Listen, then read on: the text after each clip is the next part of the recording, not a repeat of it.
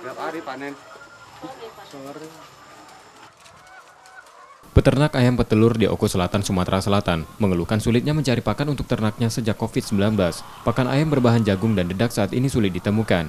Peternak di Kecamatan Boirawan, Budi Hidayat, mengatakan pasokan pakan ternak mereka dapatkan dari luar kota dan makin bertambah sulit sejak merebaknya COVID-19.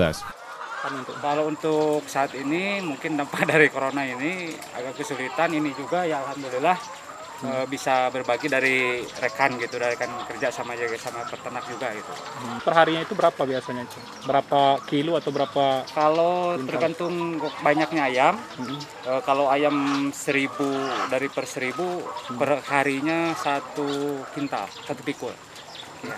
Untuk harga sendiri ada sedikit mahal atau gimana itu dengan Kalau itu tadi? pakan jelas kemarin dapat kabar katanya naik gitu dari Naik. biasanya gitu. Peternak hingga saat ini masih bertahan dengan saling bekerja sama antar peternak untuk membagi pakan yang tersedia.